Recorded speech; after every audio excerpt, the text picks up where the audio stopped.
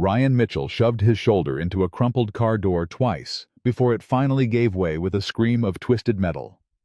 Inside, a woman was bleeding, unconscious, alone on a mountain road where nobody would find her for hours.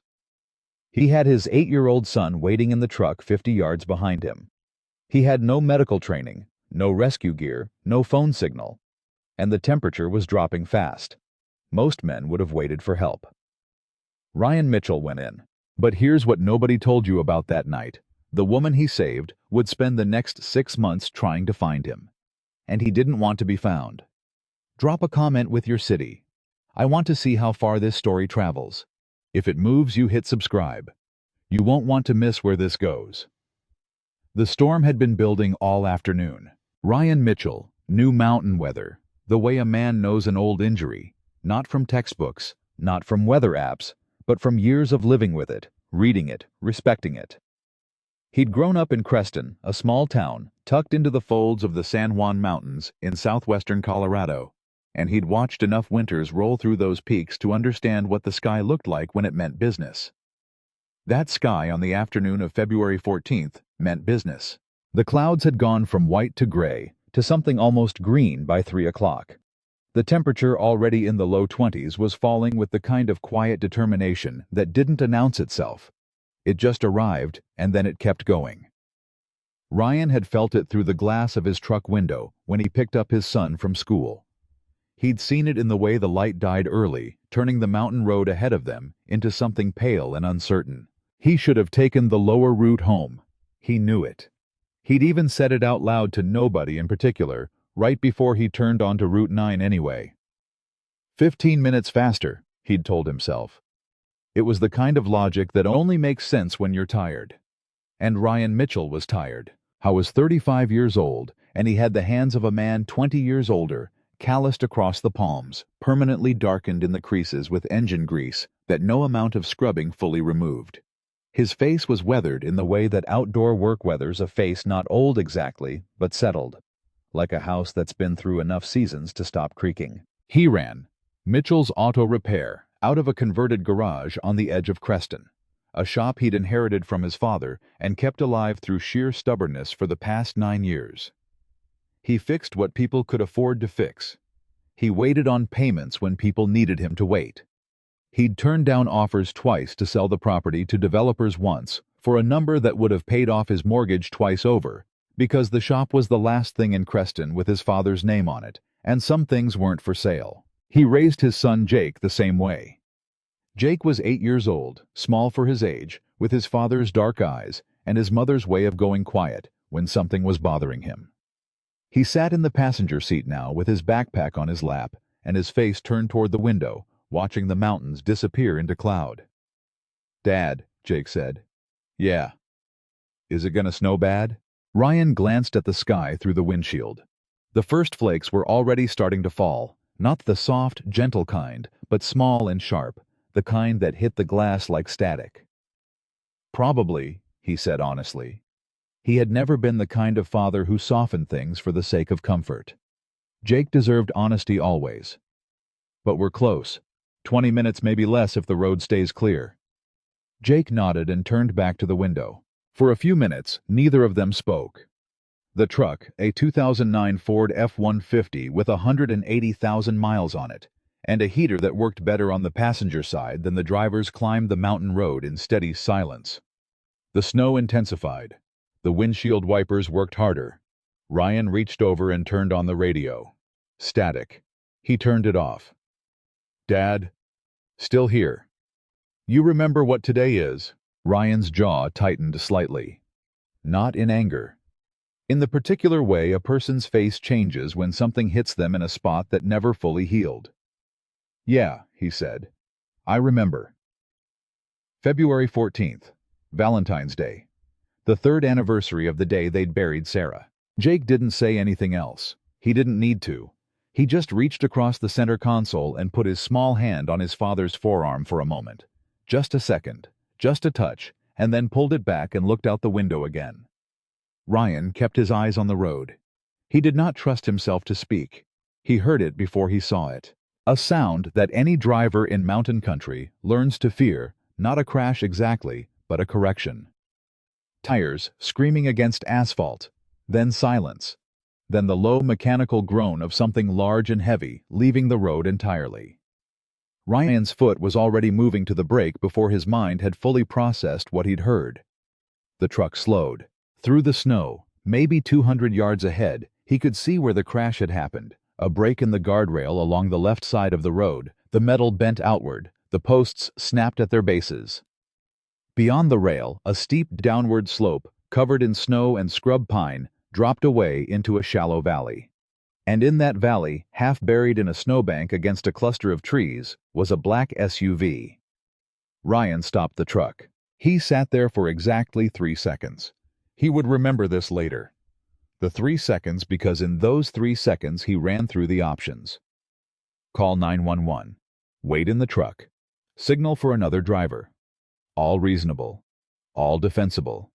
All the things a sensible person would do on a mountain road in a February snowstorm with an 8-year-old in the passenger seat. Then he saw the steam rising from the wreck's hood, and the way the driver's side was crumpled against a tree trunk, and how the SUV wasn't moving at all, and he stopped calculating. Jake. His voice was calm, completely calm. I need you to listen to me very carefully. Jake turned from the window. He'd already seen the break in the guardrail. His eyes were wide but steady, his father's son. Someone went off the road, Ryan said. I have to go check on them. You are going to stay in this truck with the doors locked and the heat on. Do not get out. Do not open the door for anyone you don't know. I have my phone. If you need me, you call. Understood. Understood, Jake said quietly. If I'm not back in 20 minutes, you call 911. Tell them mile marker 34 on Route 9. Can you remember that? Mile marker 34, Route 9. Good. Ryan put his hand briefly on the back of his son's neck. Lock the doors behind me. He was out of the truck before Jake could answer.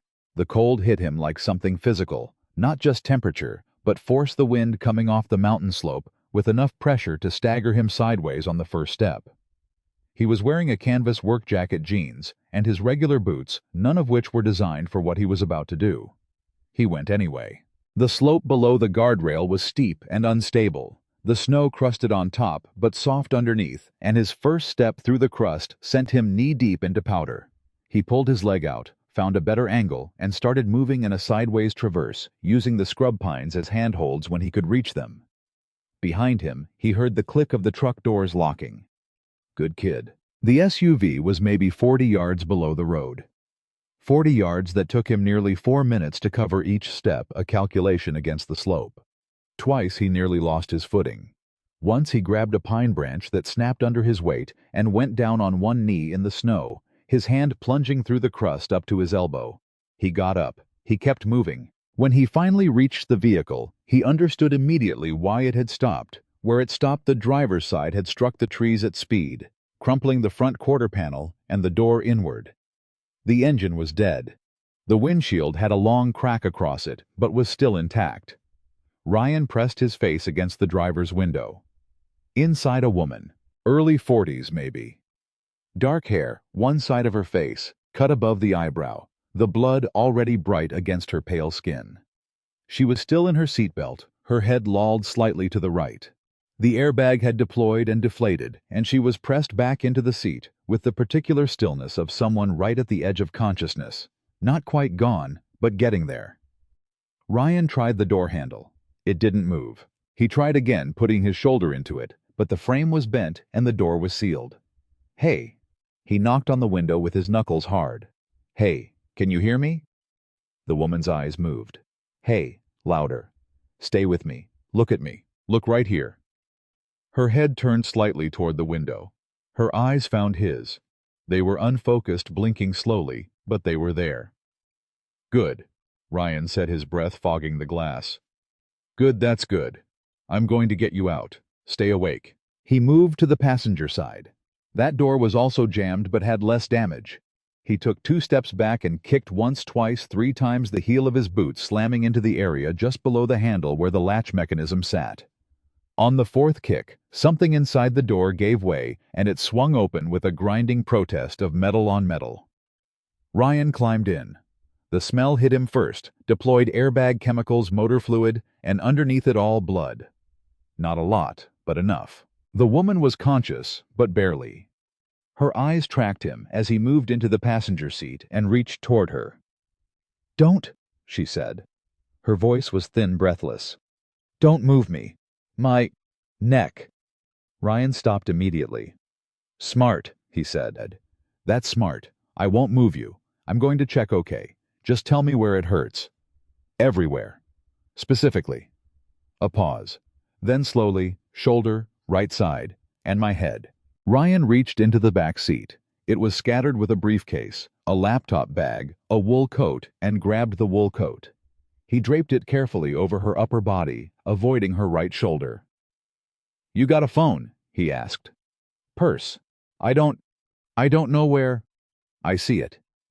Her handbag had ended up in the footwell on the passenger side. He found it opened, it found the phone. The screen was cracked but lit. He handed it to her. "Can you call with that?" She tried. No signal. "Thought so." He pulled out his own phone. Same result. "Okay, that's okay. I left my son in my truck up on the road. He's calling for help if I'm not back in 20 minutes. We don't have to solve the phone problem. We just have to keep you awake." The woman looked at him. Something shifted in her eyes, not just the physical disorientation of an accident, but something more specific. Like she was seeing him clearly for the first time. "You came down here," she said. It wasn't a question. "In this, you climbed down." "Road was right there," he said. "You have a child in your truck. He's locked in. He's fine. You—" She stopped, closed her eyes. He could see the effort it took her to stay present. "Hey." He put his hand on her left arm firmly but gently. "Don't close your eyes. I mean it. Look at me." Her eyes opened again. "What's your name?" he asked. A pause that lasted a little too long. "Claire," she finally said. "Ryan," he told her. "I'm Ryan. I fix cars for a living, which means I spend about 30% of my life in broken vehicles, so this is basically my office. You're going to be fine." Something that might have been the beginning of a weak smile crossed her face. "That's the most—" She stopped to breathe. "The most unusual thing anyone has ever said to me. I'll try to be weirder." The almost smile held for a moment. Then her face tightened with pain. "My shoulder," she said through her teeth. "Don't move it."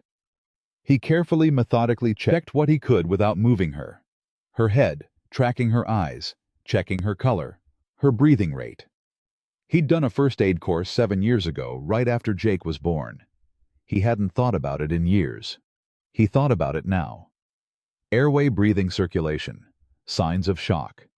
Keep them awake, keep them warm. Don't move the spine if you don't know. Her airway was clear. She was breathing somewhat labored. The cut on her forehead had mostly clotted. "Are you warm enough?" he asked. "No," she said bluntly. He took off his canvas jacket and added it to the wool coat over her. "You'll freeze," she said. "I've been colder." She looked at him with an expression he couldn't quite read. Not gratitude exactly, something more complicated than that. Like she was trying to figure out something about him that didn't make sense. "Why are you doing this?" she asked. Ryan looked at her steadily. "Because you're in a car, and I'm not." They talked. Ryan kept her talking because he knew that was the most important thing, not just medically, but psychologically. The moment she went quiet and turned inward was the moment she might slip away, and he wasn't going to let that happen. He asked her where she was driving from. Denver. He asked what she did. A pause, then simply business. He didn't push. He told her about Creston, about the shop, about Jake. "Just the two of you?" she asked. "Just the two of us?" She was quiet for a moment. "Since when?" 3 years ago." She didn't ask more. She just nodded slowly, carefully. Outside, the snow continued to fall. The daylight was failing. Ryan could no longer see his truck from where they were. The angle was wrong, the snow too thick, and that absence sat in the back of his mind with a particular cold weight. But Jake knew the instructions. Jake had always been good at instructions. Mile marker 34, Route 9, 20 minutes. He checked his watch. They were at 14. Ryan, Claire said. Still here. If they don't come, they'll come. But if... Claire.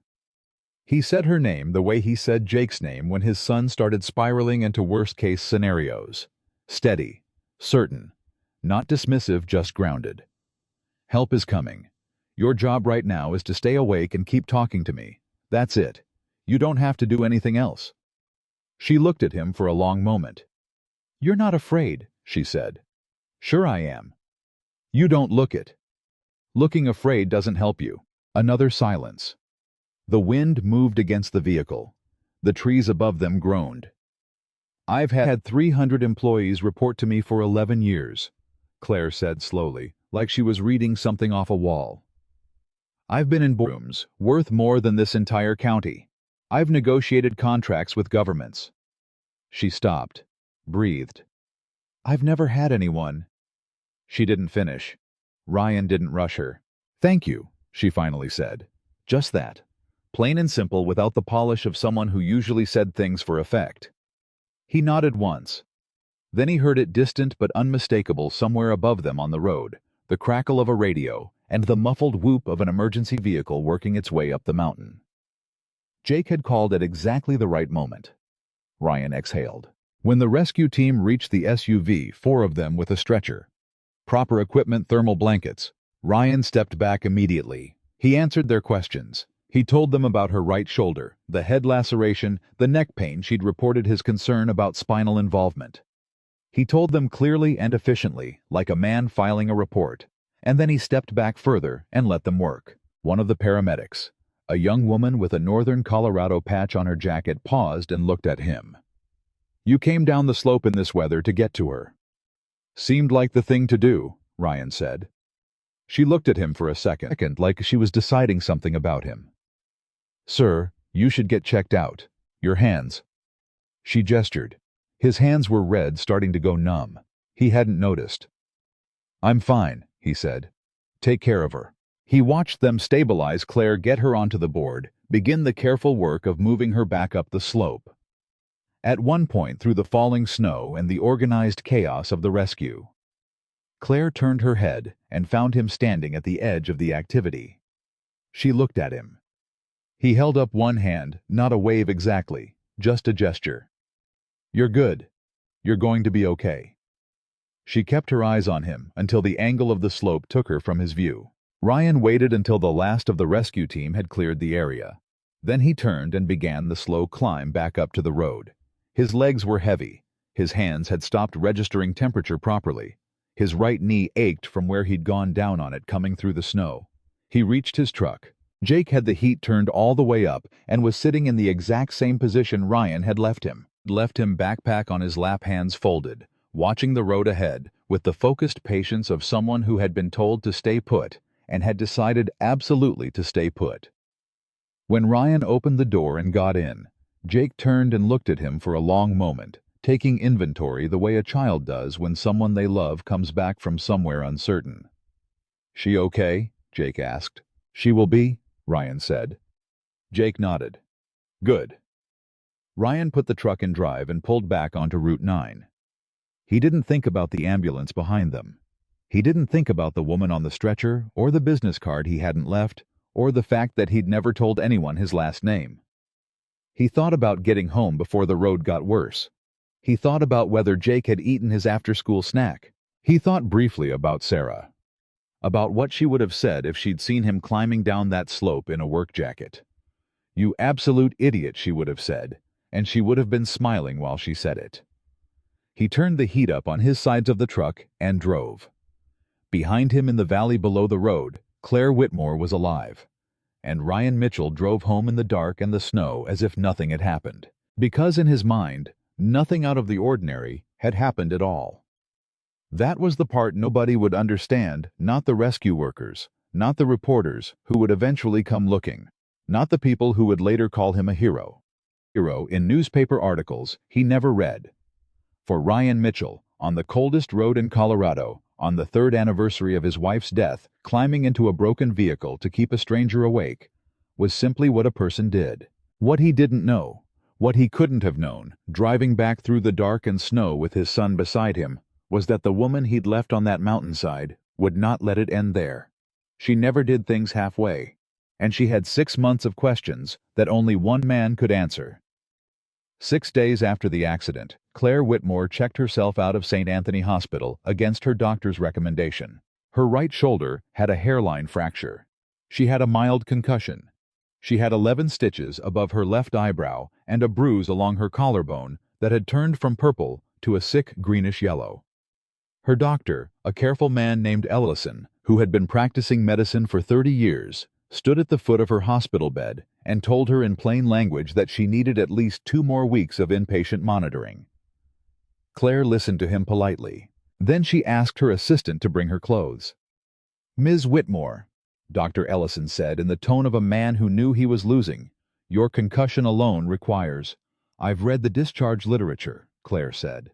She was already buttoning her shirt one-handed, her left hand moving slowly and deliberately because her right arm was in a sling. "I'll follow the protocol at home. The liability alone. I'll sign whatever you need me to sign." He stood there another moment. Then he shook his head and left to get the paperwork. Her assistant, a 26-year-old named Priya, who had worked for Claire for 3 years and had long since stopped being surprised by anything she did, handed her a blazer and said nothing. "Find him," Claire said. Priya already had her tablet open. "Working on it." "How long?" The accident report lists an unidentified male witness who assisted prior to emergency services arrival. No name on file. The responding paramedic unit noted it in their report but didn't get identification. Priya paused. Apparently he left before anyone thought to ask. Claire was quiet for a moment. She thought about the way he'd climbed through the passenger door, the cold air coming in with him, and the first thing he'd said to her. Not, "Are you okay?" Everyone said that it meant nothing.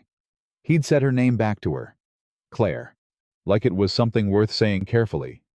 "He told me his name," she said. "Ryan. He fixes cars." Priya typed something. "That's a significant portion of rural Colorado, Ms. Whitmore. He said he was from a small town. He mentioned his son, boy, 8 years old." Claire thought her, ignoring the dull throb behind her eyes that the doctor had told her would worsen with mental exertion. "He called it Creston. He said Creston." Priya stopped typing, looked up. "Creston, Colorado," Claire said. "Find every auto repair shop in Creston, Colorado." Priya looked back down at her tablet. Her fingers moved quickly. Then she stopped. "There's one," she said. "Of course there is. Mitchell's Auto Repair, owned by a—" She paused for half a second. "Ryan Mitchell, age 35, licensed mechanic. Business registered 9 years ago. Lists a residential address on Sycamore Creek Road." Another pause. "There's a school enrollment record for a Jacob Mitchell, age 8, Creston Elementary." The room was quiet. Claire sat on the edge of the hospital bed with her blazer half on her arm in a sling, 11 stitches above her eye, and she felt something she hadn't felt in a long time.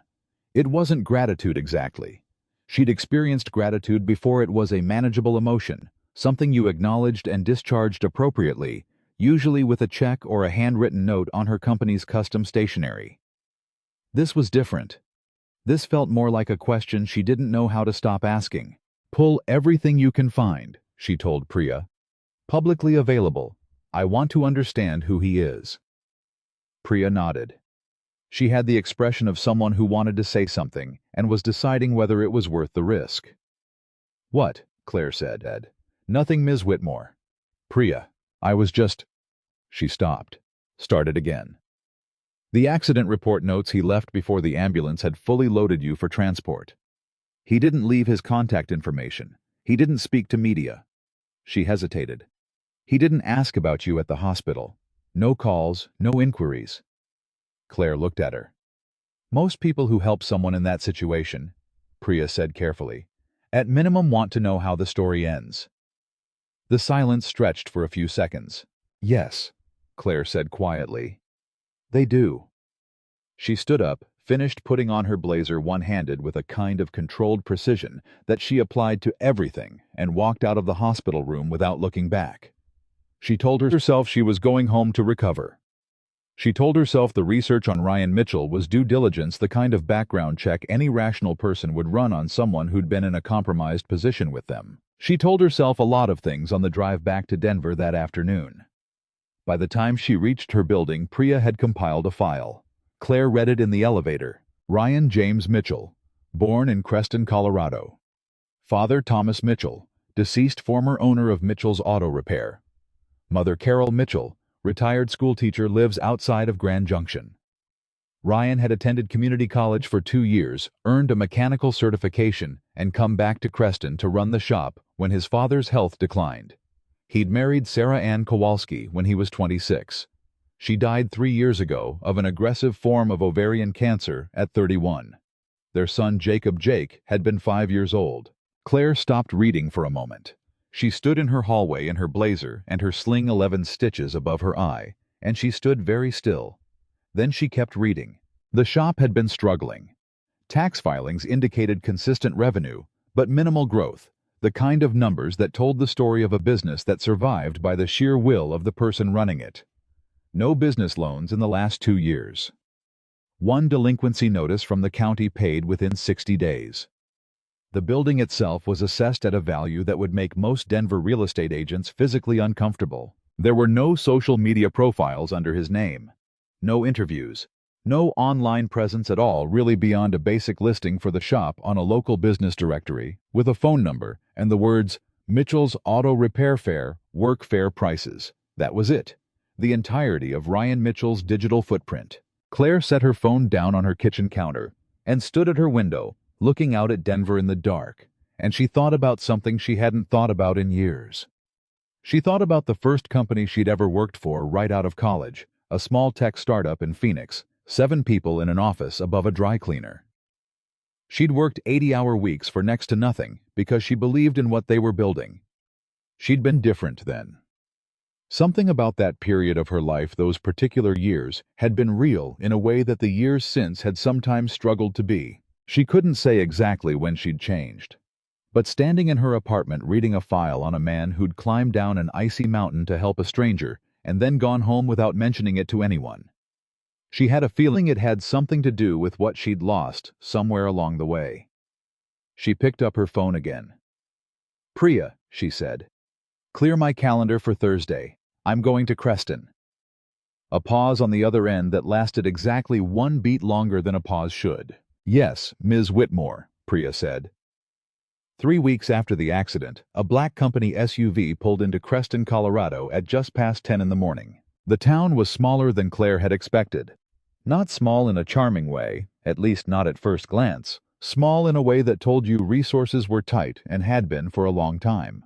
The main street had a diner, a hardware store, a post office, a bar with a hand-painted sign, and a pharmacy that looked like it had last been renovated sometime during the Reagan administration. The mountains surrounded everything massive and indifferent in the way they always were in these parts of Colorado. Mitchell's Auto Repair was on the edge of town, exactly where the listing had said it would be. It was a converted garage, 2 bays, a small office attached to the side, a gravel lot with 4 or 5 vehicles in various states of repair.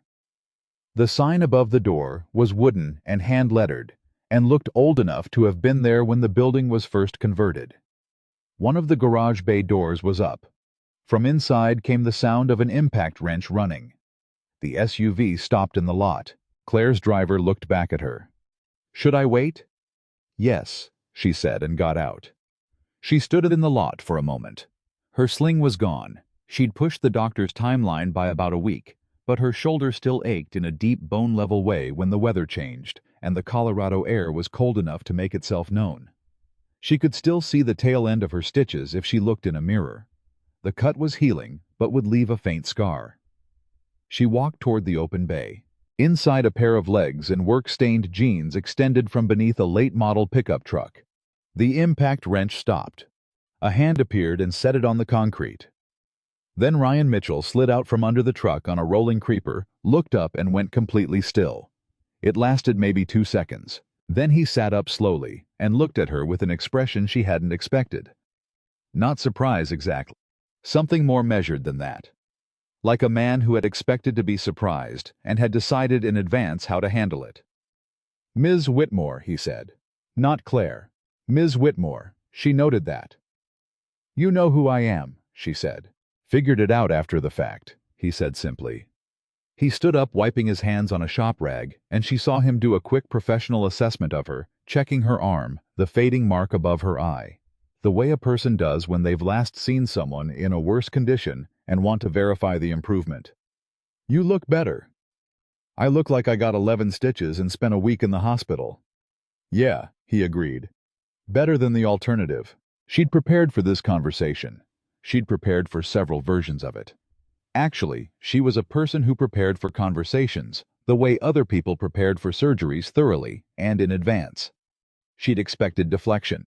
She'd expected a performance of modesty. She'd expected the particular kind of humble that actually wanted to be noticed. What she hadn't expected was for him to wipe his hands, lean against the side of the truck he'd been working on, and look at her with an expression of calm, patient attention that suggested he had all the time in the world and was genuinely curious what she was going to say. It threw her slightly off. I came to thank you, she said. Properly. You don't have to do that. I know I don't have to. She held his gaze. I wanted to. He accepted that with a small nod, the way a person accepts a truth without making a thing of it. How's your shoulder? He asked. Healing. Hairline fracture, they said. And your head? Concussion. Mild. Good.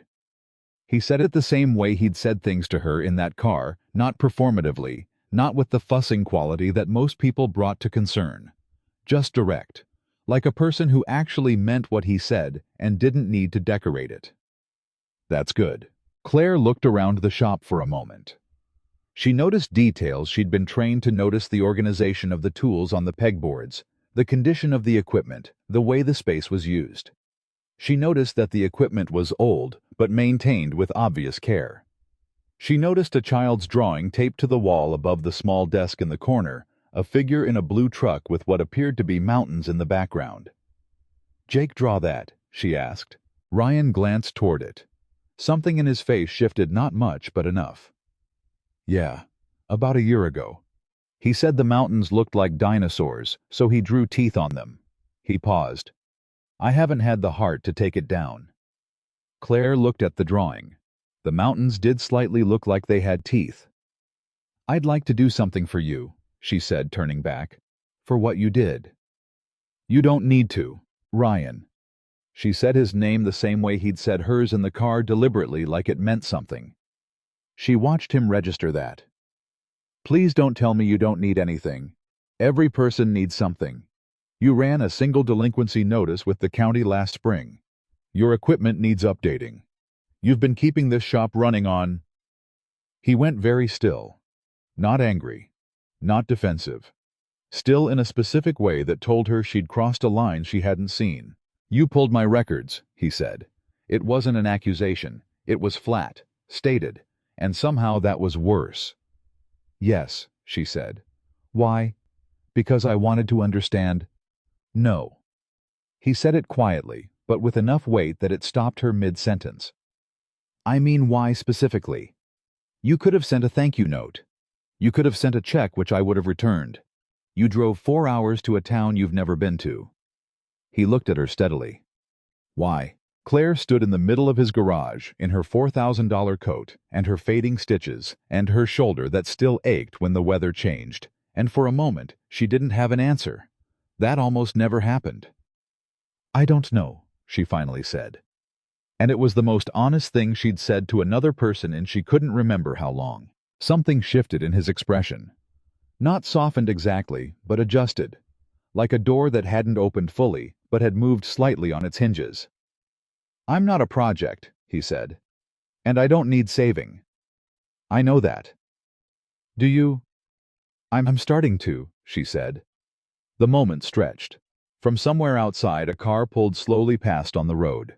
The mountains were visible through the open bay door, enormous and quiet. Neither of them spoke. Then Ryan Mitchell did something she didn't expect. He said, You want coffee? She blinked. I've got the drip machine in the office, he said. It's not good coffee. It's the kind of coffee that's been sitting on the burner since 6:30 this morning, so it's going to taste like a decision you'll regret." He paused. "But it's warm." Claire looked at him for a second. "Yes," she said. "Okay." The office was small. A desk, 2 chairs, a filing cabinet, the coffee machine, and the child's drawing visible through the doorway. Ryan poured 2 mugs. He didn't ask how she took it, which she noticed, and he set hers on the edge of the desk within reach without making her ask for it. She picked it up. It was as promised terrible coffee. She drank it anyway. "Tell me about Creston," she said. He looked at her for a second like he was checking whether the question was sincere. Then he sat back slightly and said, "What do you want to know?" "Anything. Everything." She paused. "I've been running a company for 11 years, and I've had 300 people working for me, and I've never once had a conversation like the one we had in that car. I'm not entirely sure how to explain why I'm sitting here, but I'd like to understand something about you. If that's not overstepping." Ryan was quiet for a moment. He turned his coffee mug in his hands, a gesture she'd already started to recognize as his version of thinking before speaking. "Creston's dying," he said finally. "Slowly. The way a lot of small mountain towns are dying. The young people leave because there's no work. The old people stay because they don't have anywhere else to go. The businesses that are left are mostly running on relationships. I fix my neighbor's truck because she brought food to my house every week for a month after Sarah died, not because she can always pay me on time." He paused. "That's how it works here. It's not efficient. It doesn't scale. A guy like me, I'm never going to be more than I am right now." Another pause, and then with no self-pity, just plain clarity. "And I made peace with that a long time ago." Claire watched him. "Do you really believe that?" she asked. "That you're never going to be more than you are?" "I believe I'm exactly as much as I need to be," he said. She sat with that for a long moment. Then the sound of gravel crunching outside made Ryan look up, and a second later, the door to the office opened, and Jake walked in, still in his school jacket backpack, hanging off one shoulder, mid-sentence, about something that had happened at lunch. "Dad, Kyle said that—" He stopped. He looked at Claire. He looked at his father. Then back at Claire with the particular intensity of an 8-year-old who has already worked out more than the adults think he has. "You're the lady from the car," Jake said. It was not a question. "I am," Claire said. Jake considered her with steady dark eyes. "How's your head?" "Getting better. Thank you for asking." "Dad said you had a concussion. I had one once from falling off the bleachers. It made everything sound like I was in a tunnel for like 2 weeks." He set his backpack down. "That's annoying." "It is," Claire agreed. Jake looked at his father again. "Is she staying for dinner?" Ryan opened his mouth. "I'm not trying to impose," Claire said quickly. "We're having chili," Jake said with the unapologetic directness of someone who had not yet learned that hospitality was supposed to be complicated. "Dad makes it on Tuesdays. There's always too much." Ryan looked at his son for a second, with an expression that was difficult to categorize, something between exasperation and a kind of helpless affection. "There's always too much," he confirmed. That evening, Claire Whitmore, whose company was worth approximately $1.2 billion, who had a penthouse in Denver, and a standing dinner reservation at a restaurant where the chef had 2 Michelin stars, sat at a kitchen table with a scratch in the surface, and a boy who wanted to tell her everything he knew about a documentary series about volcanoes and ate chili that was without question the best thing she'd had in months. She told herself it was just the circumstance, the unusual situation, the novelty of it.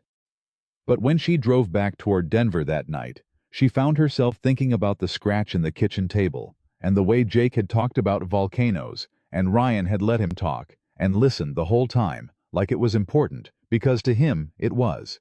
And she sat with that thought for a long time on the dark highway. She thought about her own apartment. The kitchen table she'd bought because a decorator had told her the proportions were right for the space. The meals she ate at her desk, or skipped altogether because stopping for food felt like a concession to a schedule she couldn't afford. She thought about what Ryan had said. "I'm exactly as much as I need to be." She'd built her whole life on the opposite principle. And for the first time in a long time, she wasn't sure which of them had gotten it right.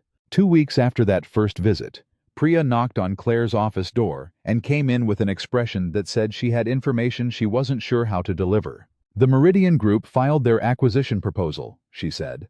"I flagged it because of the location." She set the folder on Claire's desk. "It's Creston, Colorado. They're buying a corridor of property along the western edge of town for a resort development. The county approved preliminary zoning last month." She paused. "Their acquisition list includes 17 local businesses, one of which is Mitchell's Auto Repair." Claire did not move for a full 5 seconds. "When is the filing deadline for objections?" she said. 30 days from yesterday." "And the current property owners, have they been notified?" "Letters went out last week. Eminent domain adjacent structured as a voluntary buyout, but the language implies compulsory acquisition if owners decline." "What's the offer on Mitchell's?" Priya checked the folder. $212,000. The county assessed value is $190. Claire sat very still. $212,000 for a building that had a man's father's name on the sign. For a business that an entire town used because relationships were how things worked there. For the place where an 8-year-old had drawn mountains with dinosaur teeth and taped the drawing to the wall. "Pull everything we have on Meridian," she said. "Their acquisition history, their financing, their relationship with the county zoning board." She stood. "And get me the number for the Creston Town Council." Priya was already typing. Then she stopped.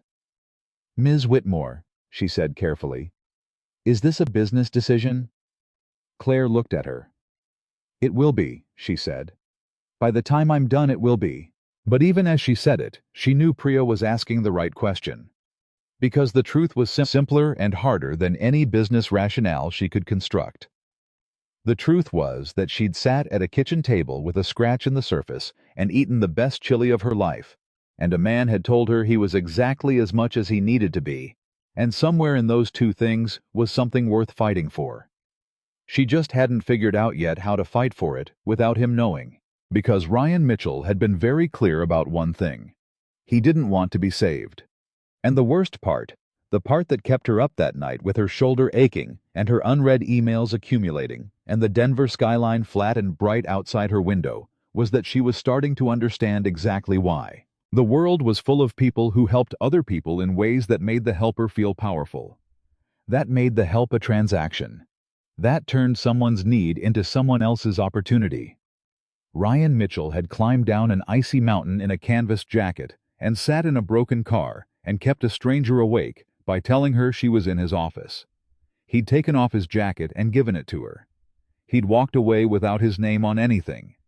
He hadn't helped her because of what it could become. He'd helped her because she was there and she needed help. Claire had spent 11 years building something enormous, and she was beginning to wonder if she'd spent that entire time getting the direction exactly backwards. She picked up the phone. She did not call Ryan. She called the head of her legal team. She had 30 days, and she was very good at 30-day deadlines. The letter from Meridian Group arrived at Mitchell's Auto Repair on a Tuesday morning, the same day Ryan had 3 cars backed up in the lot and a transmission job that should have taken 4 hours, turning into 7. He found it on the desk when he came in to refill his coffee at noon. A white envelope with a law firm's return address in Denver. He recognized the county seal on the upper left corner before he even opened it. He read it standing at the desk, still holding his coffee mug. He read it twice. Then he set it down, went back to the transmission, and didn't pick it up again until that evening after Jake was in bed. The offer was $212,000 for the building, the lot, and the business. The letter described it as a voluntary acquisition, but the language in paragraph 4 was specific enough that Ryan, who had never been to law school but had read enough contracts in his life to understand how language worked, understood what voluntary meant in this context. It meant accept this, or we will make the alternative considerably more difficult for you. He sat at the kitchen table with the scratch in the surface and read the letter a third time. Then he called his neighbor Dennis Holt, who owned the hardware store on Main Street and had been in Creston for 40 years and knew everything about the town that was worth knowing. Dennis answered on the second ring. "You get one of those letters?" Ryan asked. A pause. "Got mine yesterday. You?" "Today." Ryan flattened the paper on the table. You read paragraph 4. Twice. What do you think? Dennis was quiet for a moment.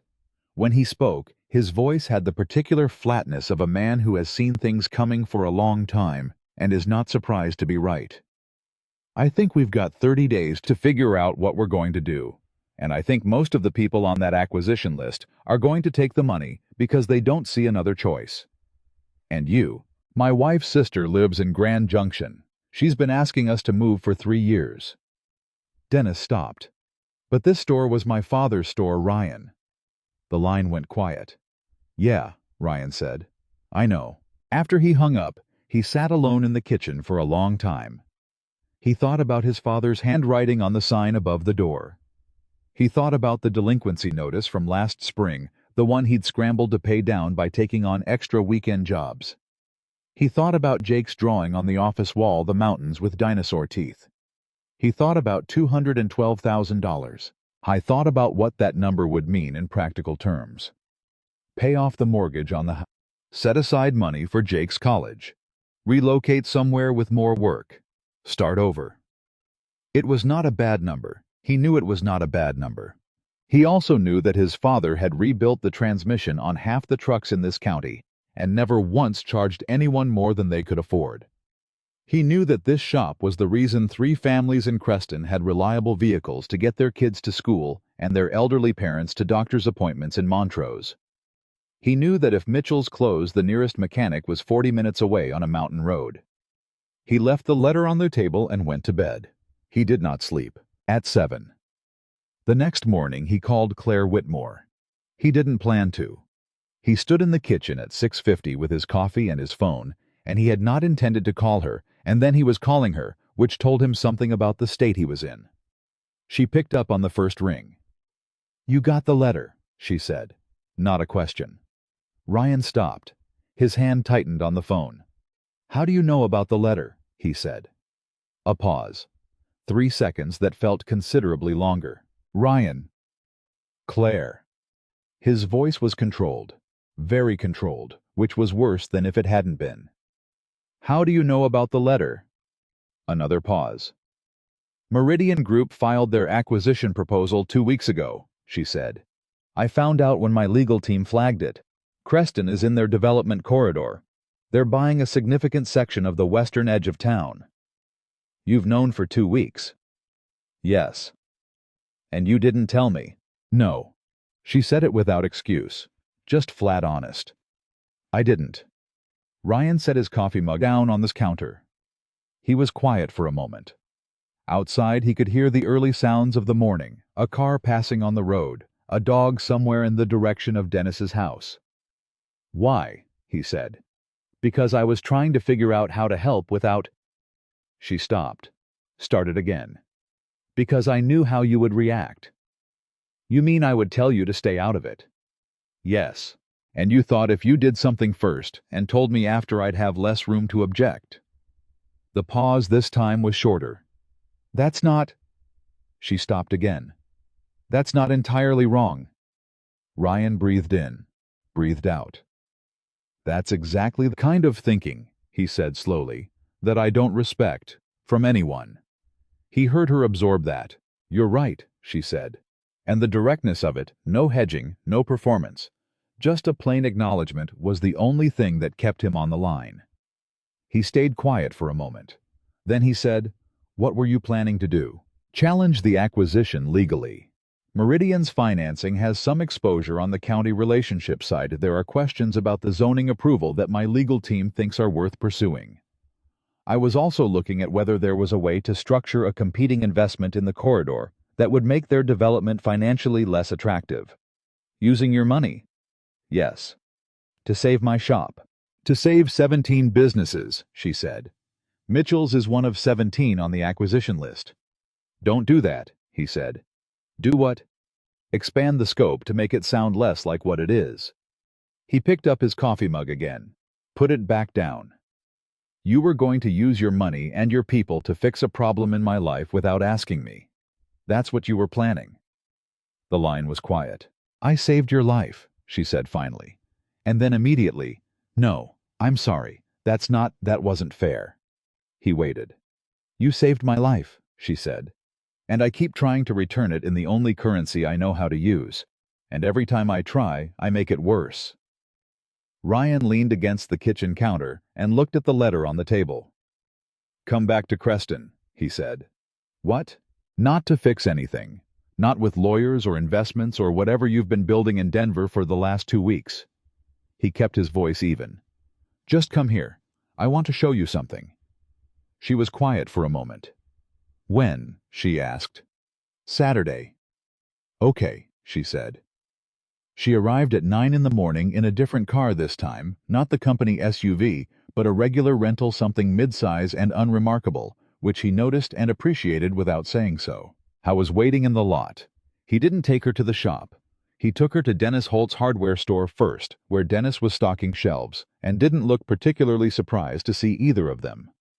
Ryan introduced Claire simply by name, no titles, and Dennis shook her hand and went back to stocking shelves, and Ryan walked her through the store slowly. He pointed to a board on the wall near the cash register.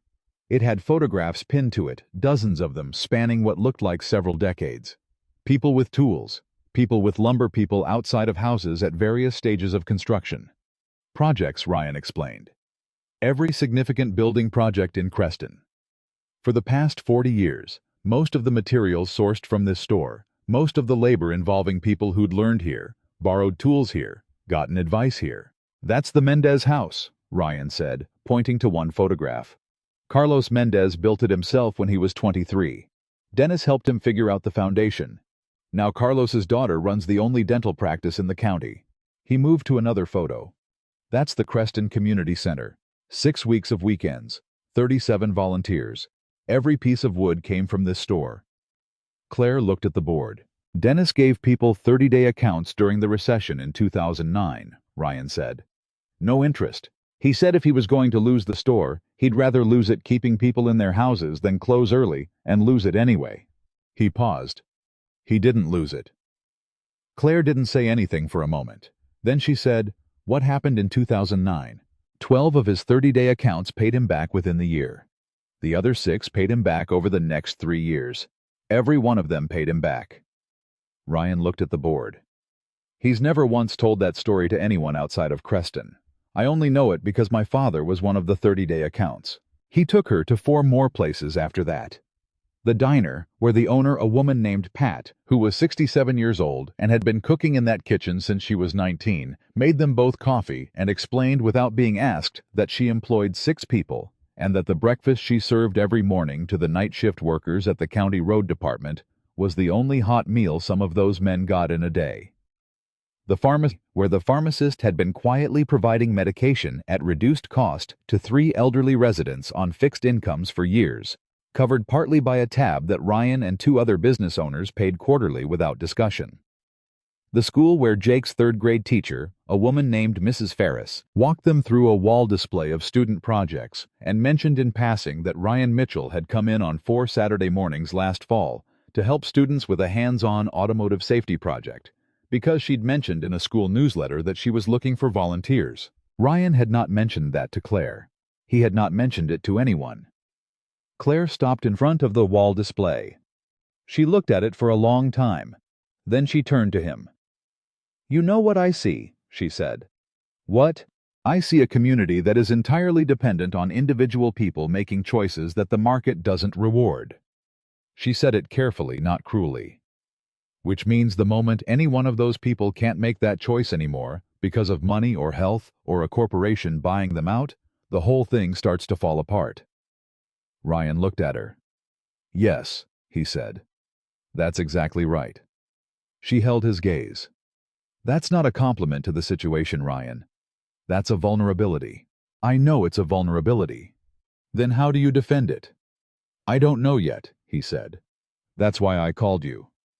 The silence that followed was different from the silences they'd had before. Something had shifted in it. Something that had been adjacent to them, circling the edges of their conversations for weeks, had finally moved to the center. You called me, she said slowly, because you need help. I called you, he said, because I think there might be a way to do this that doesn't involve you riding in and fixing it and leaving me owing you something I can't repay." He paused. "But I needed to show you what was actually here before I could talk about it. Because if you were going to help this place, you needed to understand what you were actually helping." Claire was very still. "You spent all morning showing me this," she said. "Yes, because you didn't want me to see it as a charity case." "Because it isn't a charity case," he said. "It's a community that works. It works badly by some measures, and it's fragile, and it needs something to make it less fragile. But it works." He looked at her directly. "And the people in it have dignity, and anything that helps them needs to respect that." She looked at him for a long moment, and then quietly she said, "Tell me what you need." They went back to the shop and sat in the office with bad coffee and talked for 3 hours. Not a negotiation, something closer to an architecture session. Ryan had been thinking about it since the letter arrived, turning the problem over the way he turned mechanical problems over, looking for the load-bearing point. The issue wasn't just Meridian.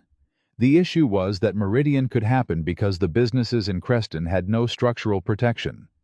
They were all sole proprietors or small partnerships with no collective bargaining capacity, no legal resources, no financial cushion that would let them decline a buyout offer without facing collapse. What they need, Ryan said, is not a patron, it's infrastructure.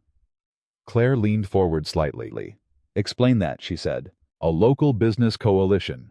Legal entity, something that gives the businesses collective standing. A shared legal fund they contribute to quarterly small amounts that exists for exactly this kind of situation. A cooperative purchasing arrangement that reduces their individual costs. And access to low-interest operating capital from a fund that they partially own and direct." He paused. "Not charity, not a grant, a structure. Something they build and operate themselves. With seed funding," Claire said. "With seed funding," he agreed. "From someone who understands that the seed funding doesn't come with a seat at the table." She looked at him. "You've been working this out for a while," she said. "Since the letter," he said. "But some of it longer than that." "How long?" He turned his coffee mug in his hands. "Since my father died, and I understood what it actually meant to try to keep something like this alive without resources." He paused. "I just never had the seed funding conversation with someone who had seeds." Something close to a smile crossed her face. "How much?" she said. "I don't know yet. I need to talk to the other business owners. I need to understand what they'd actually participate in, because this doesn't work if I'm the only one. This only works if it's real and it's theirs." "And Meridian? What about them?" "They have 30 days. The legal challenge takes longer than 30 days." "I know," he said. "So we need to buy time." "I can do that," she said. "The legal questions about the zoning approval are real. If my team files a formal inquiry with the county, it doesn't stop the process, but it complicates it. 30 days becomes 60, maybe 90. Can you do that without it looking like you're targeting Meridian specifically? I can frame it as a public interest inquiry into the county's approval process, which is what it is." She paused. "The questions are legitimate, Ryan. I didn't manufacture them to help you. They exist." He nodded slowly. "Okay," he said. "Okay, you agree, or okay, you're still deciding." "Okay, I agree," he said. "File the inquiry." She pulled out her phone and sent a text to Priya that was 4 words long. Then she put the phone face down on the desk and looked at him. "You said the seed funding doesn't come with a seat at the table," she said. "That's right." "What does it come with?" "The knowledge that you did something real," he said. "That's it." She held his gaze for a long moment. "Most people in my position," she said carefully, "would want something from this. A story for the press. A philanthropic portfolio entry. A relationship with the community that creates some kind of return." "I know," he said. "And you're asking me to do this with none of that." "I'm asking you to do this because it's the right thing to do," he said. "The same reason I came down a mountain in February." He paused. "I'm not saying it's easy. I'm saying it's right." The afternoon had gone quiet around them. From outside, faint and distant. Ryan could hear Jake's school bus on the road. He stood up. "That's going to be Jake," he said. "You're welcome to stay." She looked at him for a second. "I have a conference call at 4, she said. "Then you have 20 minutes. He picked up their empty mugs. "He's going to want to tell you about whatever happened at school. He retains an enormous amount of detail about events I would have filtered out entirely." "I noticed that. It's one of his best qualities." She was quiet for a moment. Then she picked up her phone, opened her calendar, and moved the conference call. "Okay," she said.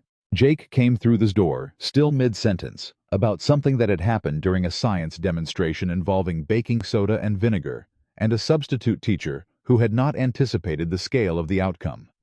He stopped when he saw Claire, looked at her, looked at his father. "She's back," he said, not accusatorially, more like confirming data. "She's back," Ryan agreed. Jake considered this for a moment. "Did you fix it?" "Fix what?" Ryan said. "Whatever she came the first time for." Jake set his backpack down with the particular thud of a child who has been carrying it all day and is done with it. "You always fix things." Ryan looked at his son.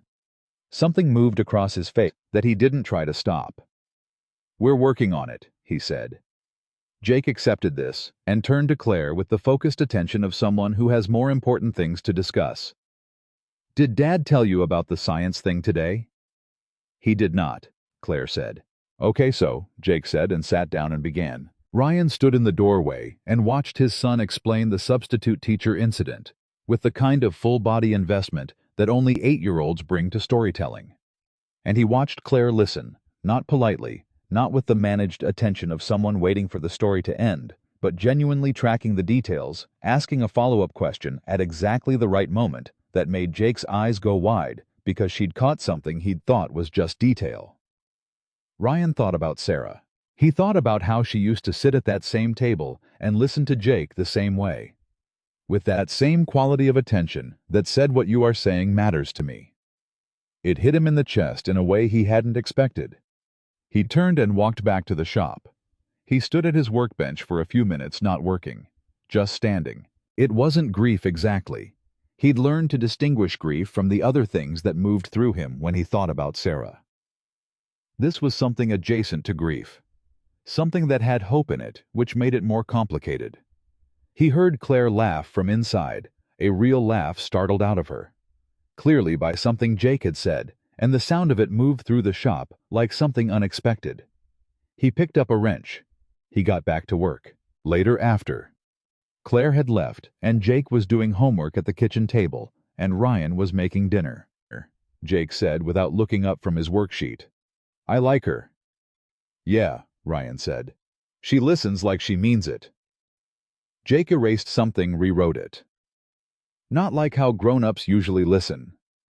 Ryan stirred the pot. "No," he said. "Not like how grown-ups usually listen." Jake was quiet for a moment. Then, "Is she going to come back again?" Ryan thought about the conversation in the office, about the zoning inquiry and the coalition structure and the seed funding and everything that was still unresolved and complicated and uncertain. He thought about a woman who had moved a conference call to hear an 8-year-old talk about a science demonstration. "Probably," he said. Jake nodded and went back to his worksheet, apparently satisfied.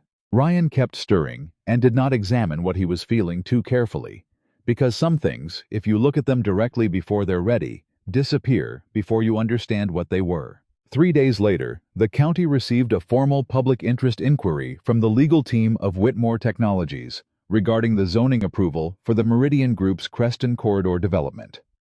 The inquiry cited 3 specific procedural questions about the approval timeline and 1 significant question about the relationship between a county zoning board member and a Meridian subsidiary. The inquiry was filed as public record. By the end of the week, a local newspaper in Montrose had picked up the story. By the following Monday, the Meridian Group's legal team had requested a 30-day extension on their acquisition timeline. Ryan found out from Dennis Holt, who called him at 7:30 in the morning, sounding more awake than Ryan had ever heard him. "You see the news," Dennis said. "Just woke up. Ryan said. Meridian asked for an extension. Someone filed a legal inquiry on the zoning approval. Whole acquisition process is in a holding pattern. Dennis paused. You know anything about that? Ryan was quiet for a moment. I know someone who might have, he said carefully. Another pause. Dennis was 62 years old and had been running a hardware store in a small Colorado town for 4 decades. He was not a man who missed things. She a good person? Dennis asked. Ryan thought about a woman sitting at a kitchen table, listening to a boy explain a science experiment like it was the most important thing she'd heard all week. Yeah, he said. I think she is. Good enough, Dennis said. So, this coalition idea you were telling me about. Ryan sat up straighter. You talked to Pat, he said, and Marco at the pharmacy, and Linda Ferris's husband who owns the property management company on 4th. A pause. And 6 others. We had coffee yesterday morning. You weren't invited because we wanted to talk about you. Ryan was completely still. And, he said.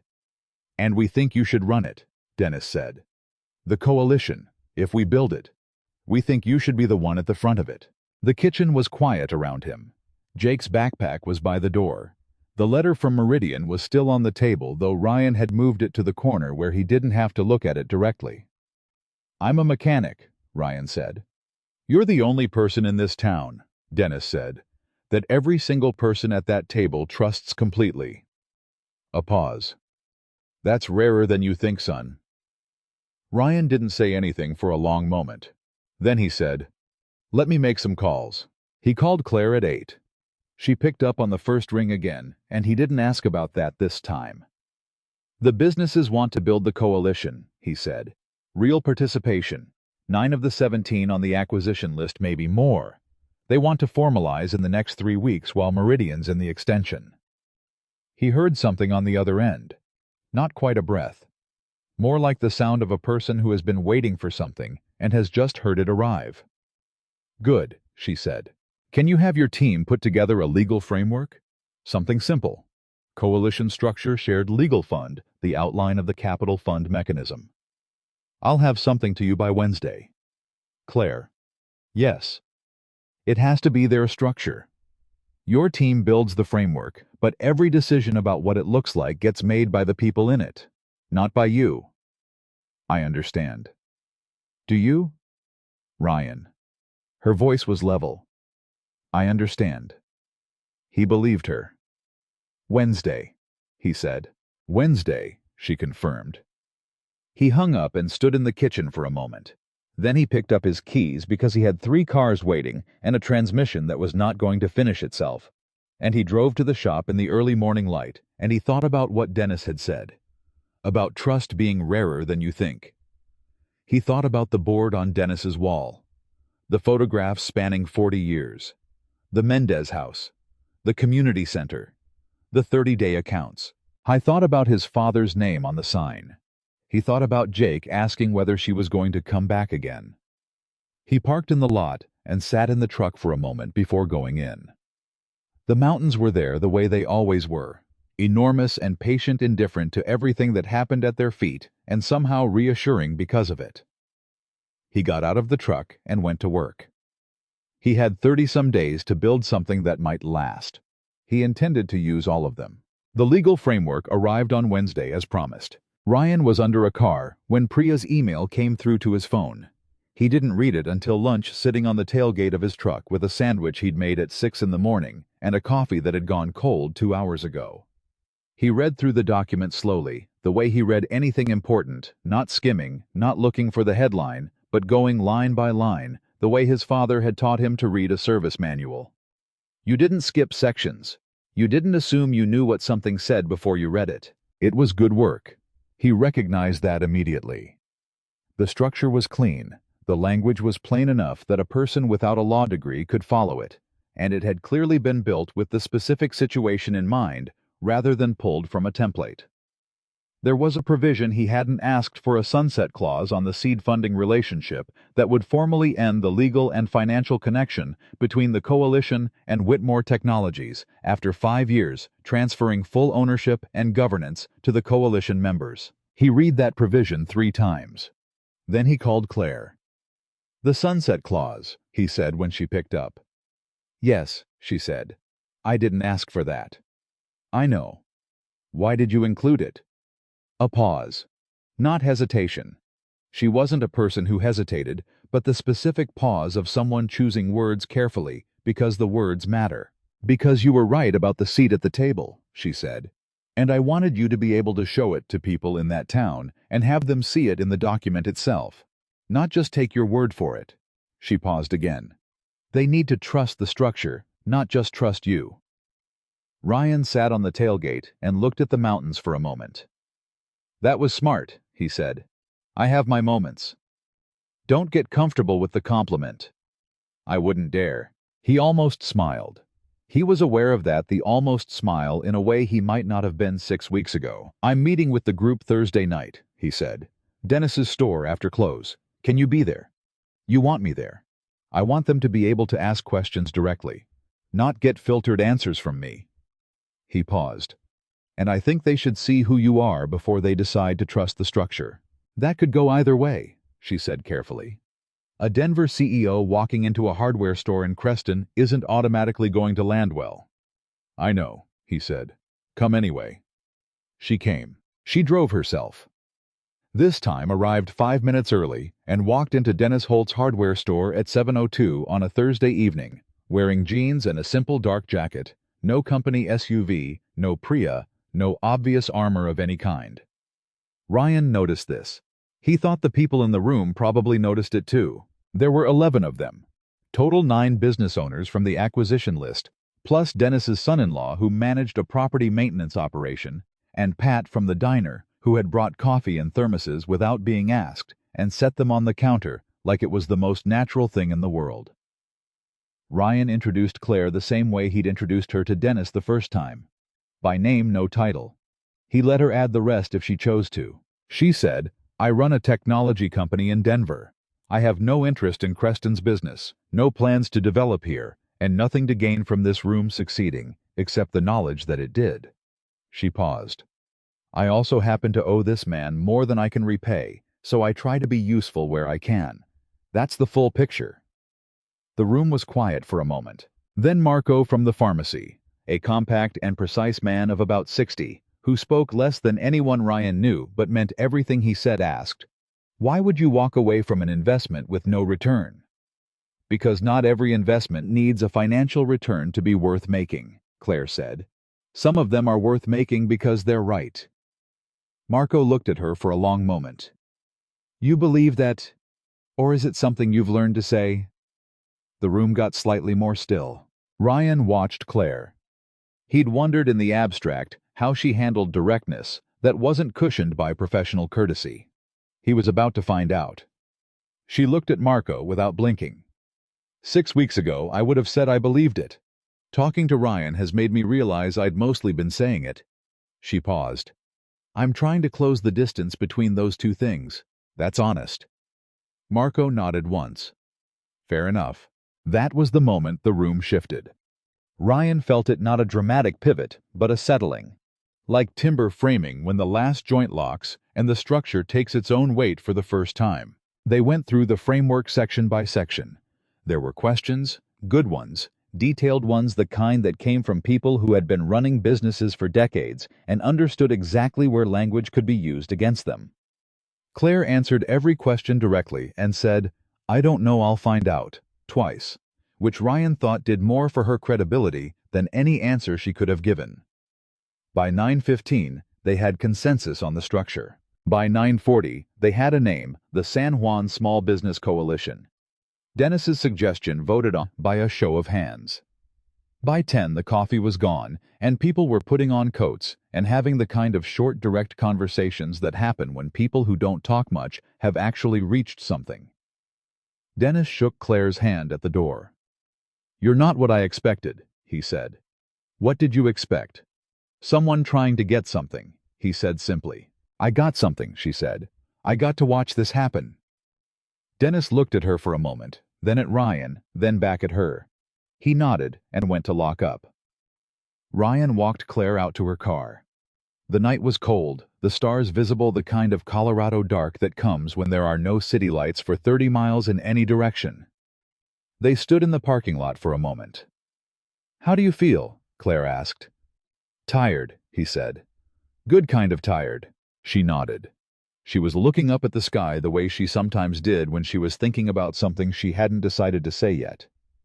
"What?" he said. "Nothing." "Claire." She looked at him. "I was thinking about how long it's been since I did something, and the only result was that it happened." She paused. No press, no portfolio entry, no ROI calculation. And it feels strange. Not bad, just strange. She looked back up at the sky. Like a muscle I didn't know I'd stopped using. He didn't say anything for a moment. Then, "That's what this place does, if you let it." She was quiet. "Drive safe," he said.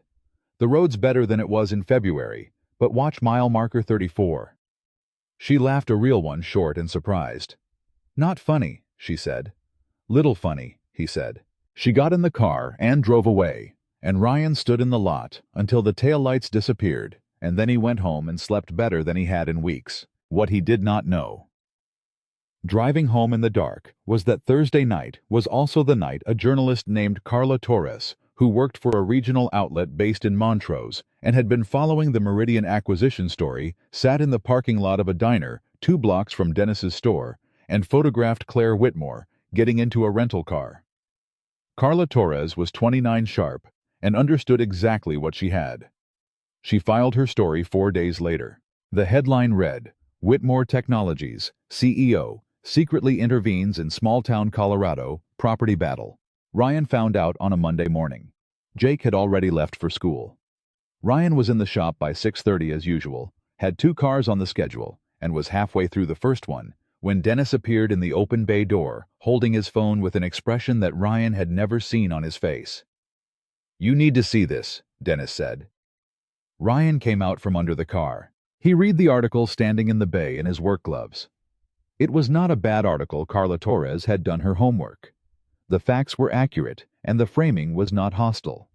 But it had Claire's name in the headline, and it connected her to Creston, and it described Ryan as the man she saved on Route 9 in February. It also described in the 4th paragraph the formation of the San Juan Small Business Coalition, and identified Ryan Mitchell as its likely leader. He read it twice. Then he called Claire. She picked up on the first ring, which he'd come to understand meant she'd been waiting for the call. "You saw it," he said. "I saw it 40 minutes ago. Is this a problem for you?" A pause. "Professionally, some people will read this as reputation rehabilitation. I can manage that." She paused again. "Is it a problem for you?" Ryan looked at the article on his phone. His name, his shop. The word leader attached to him like something he'd agreed to. "I don't love it," he said. "I know. The coalition isn't mine to be the face of. It's everyone's." "I know that too." Her voice was careful. "But Ryan, people are going to want to talk to someone. The story's out. Meridian is going to respond. The county is going to respond. You can either be in front of this or be run over by it." He was quiet. "I'm not telling you what to do," she said quickly. "I'm telling you what I see from where I'm standing. What do you think I should do?" The pause this time was different, weighted, like she understood that he didn't ask that question easily. "I think you should call a meeting of the coalition," she said. "Today. Tell them before they find out on their own. Let them decide together how they want to handle the attention." She paused. "And I think you should talk to the reporter, on your terms." Ryan set the phone against his leg for a moment and looked out at the lot. A car was pulling in, his first appointment of the day. Earl Patterson, 71, whose 10-year-old Civic made a sound on cold mornings that Ryan had been monitoring for 3 months. He raised a hand to Earl. 1 minute. He put the phone back to his ear. "Can you buy us time on the Meridian response?" "My team is already on it." "How?" "I placed a call this morning to the chair of the county commission, professionally colleague to colleague, reminding him that public interest inquiries have a way of expanding in scope when responses are hasty." She said it without inflection. Meridian won't move publicly before the end of the week. Ryan absorbed that. You made that call before I called you, he said. Yes. Because you knew I would want it done. Because I knew you would want it done, and you would spend 45 minutes deciding whether to ask me to do it. He almost said something, then he stopped. Thank you, he said instead. You're welcome, she said. And the plainness of it, no deflection, no performance, landed the way plain things do when they're genuine. He called the coalition meeting for 6 o'clock that evening. All 9 members came. He read them the article. He told them exactly how it had happened, the journalist in the parking lot, the photograph, the 4-day lag before publication. He told them what Claire had done that morning with the county commission. He told them the truth about all of it, without managing any of it. The room was quiet when he finished. Pat spoke first. So the question is what we do about it. That's the question, Ryan agreed. What's your read? Dennis asked. I think we go forward, Ryan said. I think the attention is going to come whether we want it or not, and the question is whether we're standing on solid ground when it does. We've got the coalition structure. We've got the legal challenge on the zoning. We've got the extension. He paused. We've got something real to stand behind. He looked around the room. But that's my read. This is everyone's decision. Marco said without looking up from his coffee. I think we talked to the reporter. Heads nodded. Together, Pat added. Not just Ryan. All of us. More nods. Ryan called Carla Torres at 7:15 that evening and offered her a sit-down with the coalition members. She agreed in about 9 seconds. They scheduled it for Friday. The article that followed was different from the first one. It was longer. It had photographs. Dennis at his counter. Pat in her kitchen. The board of photographs on Dennis's wall, spanning 40 years Ryan's shop with the hand-lettered sign. It had quotes from 8 of the 9 coalition members, direct quotes that sounded like the people who gave them because they were. It described the coalition structure clearly and correctly, including the sunset clause. It described Meridian's acquisition attempt and the legal challenge. And it described at length what the businesses in Creston were and what they meant to the people who depended on them. The headline was, A Colorado Town Pushes Back and the Community They're Fighting For. Ryan's name was in the 4th paragraph. Claire's was in the 7th. The coalition was the subject. He read it at the kitchen table on a Saturday morning while Jake ate cereal and told him about a movie he wanted to see. He read the whole thing slowly line by line. Then he put his phone down and listened to Jake talk about the movie. Dad. Yeah. You okay? Yeah, Ryan said. Really good, actually. Jake studied him for a moment with those dark, watchful eyes. The article came out, yeah. Was it good? It was exactly what it should be. Jake appeared to consider this as a satisfactory outcome. He went back to his cereal. 4 days after the second article published, Meridian Group announced it was withdrawing its acquisition proposal for the Creston corridor. The statement cited evolving development priorities and shifting market conditions. It did not mention the legal inquiry. It did not mention the San Juan Small Business Coalition. It did not mention Claire Whitmore or Ryan Mitchell. Ryan found out from Dennis, who called at 7 in the morning for the second time in 2 months. It's over, Dennis said. His voice sounded different. Not emotional exactly. Dennis Holt did not do emotional in public, but different. Stripped of something it had been carrying for weeks. You sure? Ryan said. Just went public. They pulled the whole thing. A pause. Ryan, it's over. Ryan sat down at the kitchen table. He sat there for a moment without saying anything. You there? Dennis said. Yeah, Ryan said. I'm here. You okay? Give me a second. He sat in the kitchen in the early morning light and felt something release in his chest that he hadn't known was held that tight. It wasn't triumph exactly. It was closer to the feeling he got when a car finally started after a long diagnosis, not excitement, but relief. The particular relief of something that wasn't going to work finally working. Okay, he said. Okay, Dennis said. Yeah, okay. Ryan stood up. I'll call everyone. We should meet tonight. My store, Dennis said. Your store, Ryan confirmed. He called Claire before he called anyone else. She picked up, and before he could say a word, she said, I saw. You saw, he said. It went public 12 minutes ago. A pause. How do you feel? Like something got fixed, he said.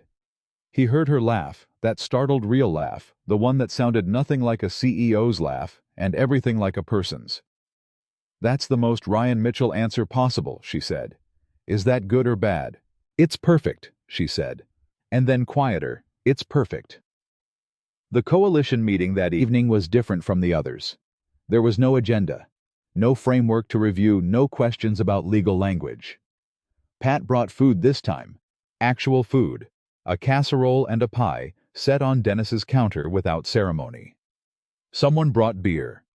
Someone else brought a bottle of whiskey that Dennis poured into paper cups without commentary. Ryan stood at the front of the room and looked at the people who had built this with him over the past month. Dennis, who had his father's store, and his son-in-law's trust. Pat, who had been cooking in that kitchen since she was 19. Marco, who asked the hard question to Claire's face and had been asking them ever since. 8 other people who had received letters in white envelopes and decided against every reasonable calculation to fight back. I want to be clear about something, Ryan said. The room went quiet.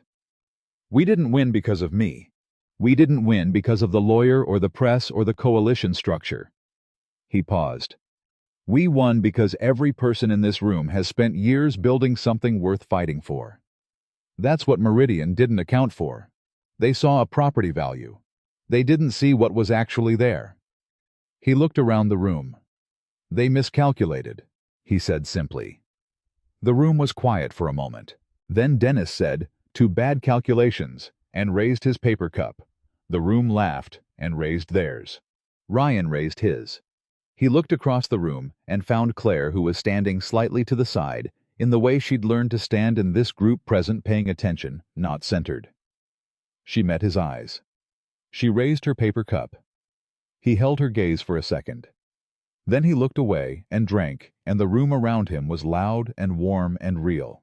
Later, when most people had gone, and Dennis was quietly stacking chairs in the corner, Ryan and Claire stood outside in the parking lot again.